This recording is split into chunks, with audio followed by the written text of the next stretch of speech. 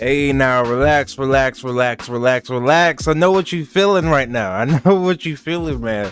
I ain't gonna lie, I feel it too. That latest news from WWE 2K22 is hot fire, bro. I ain't gonna lie, bro. I like you hear it in my voice. I know you feel it. You feel it, bro. Alright, so the game is coming out on March 10th. Now count it down with me. As of the day I'm recording this, this means that it is 7 weeks away. 7. That's it. We only can count on 2 hands how much longer we have to wait until this game releases. Now we were able to see this trailer. Everybody's seen the trailer, man. It's hot fire, but there are about 5 things that you might have missed, and you know your boy's a little bit of a detective, so I gotta add a little bit of extra thought to be a little bit different from the other YouTubers out there. And I'm not gonna lie, some of these things I have found, they might leave more questions than I have answers. First things first, they have a cross-platform creation suite. We all know this by now. This is, bruh, it's got me freaking.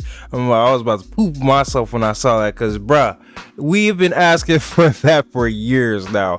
Now we don't have to have the console war of who's better on which platform. Now everybody gets to share their wrestlers together, and that means I don't have to make multiple smooth queens for you guys to download. I'm gonna just make my 5 wrestlers that I do a year. I'm gonna upload those bad boys, maybe re-upload them if I need to do an update, and you guys can just download them, whether you're on PlayStation 4, PC, PS5, Xbox One, Xbox Series S, X, etc, etc. But one thing I did notice about the creation suite that was not stated, and correct me if I'm wrong, maybe they'll do a Q&A in the future, but what about DLC? Now that's a big issue when it comes to downloading characters. We all know it is the most annoying thing when you log on to the community creations to download something and it's using a DLC item or asset on it. So for instance, let's say I'm trying to download my boy Uprise's wrestler,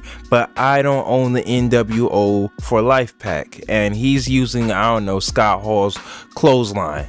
Well, guess what? I can't download his wrestler because of that. What an easy workaround would be is to just replace the move with something generic, just a generic drop kick or a generic punch or clothesline or something. Just put something generic in place of the DLC move that we do not have on our consoles, because knowing me, I'm gonna make a wrestler that has all DLC moves on him and I didn't even know, and it was on accident. Then I upload them and I'm like, why do I only have 25 downloads? And that's because, bruh, I put all DLC moves on them. Not everybody's rich and not everybody's a fanboy enough to buy all the DLC, so now nobody can download my wrestler to use. So we still don't know about that, and I would like to ask them that question. And if anybody out there watches this video, let's see if we can get them to answer that. And another thing that a lot of people might not have noticed, I was on the store getting ready to pre-order earlier, and I thought, you know what, before I go to work, let me do a little investigating. I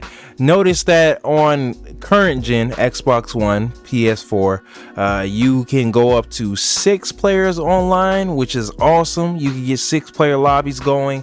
Everybody loves that. But on the offline modes, everybody knows you can have 8-man matches. Now my concern was, for this next iteration, will we be able to have 8 people online? And the answer is yes, you can have 8 people online, y'all. So they have moved it up by 2 people, but that 2 people limit makes a huge difference on whatever kind of matches you are trying to create online. Now for me, it's gonna be a big deal because I have a big friend group, and as you guys know, I like to play with the community every once in a while. So me and you guys can definitely hop on and go back at it with each other. But I also noticed it has 2-player co-op online. Now what mode features that? I don't know, but we're going to see. It's probably gonna be ranked like it usually is, or player matches like usual, but still, the fact that they have co-op 2 through 8 on the online, it definitely got me intrigued. Another thing that's got me concerned is the 2 different versions. Now I'm not talking about the Xbox and PlayStation versions. I'm talking about the Xbox One and Xbox Series, also the PS5 and PS4 editions, which are $10 apart.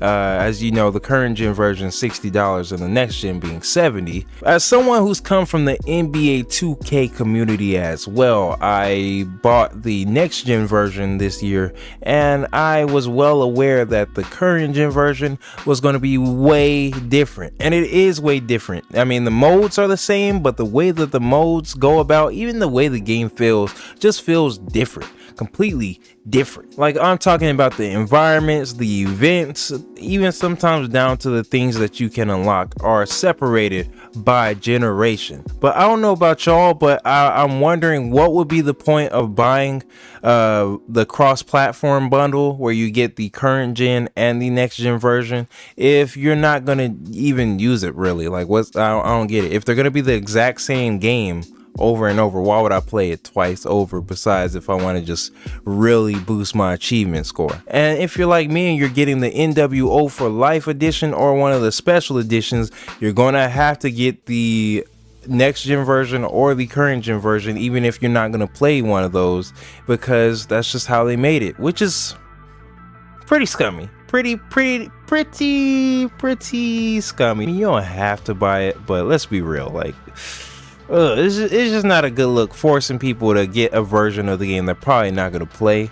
And not only that, if they're identical, that makes it 10 times worse. I'm really hoping that the current gen and the next gen versions have different features, but if we being real, homie, we know that's probably not true. Next up, this one hurt my feelings a little bit. Something that was a general consensus. You know, your boy predicted it here like years ago. Y'all already know GM mode is back, but it's not going to be multiplayer from what I've seen. I gave it a look.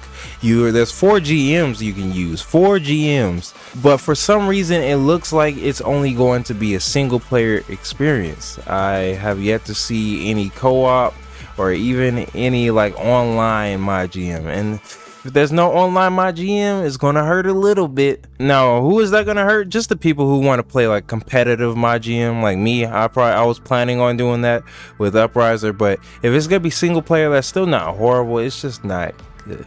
It's not really good, you know? Like, I ain't gonna lie, I want to see some comp MyGM, bro. I would love to see Raw versus SmackDown in the hands of 2 very capable users, but looking at it, is looking like a single player. I did as much research as I could on it, and that's the conclusion I've come to. Hopefully more information comes out that can debunk this, because this is a theory at the end of the day. It's not a fact, and it's not set in stone.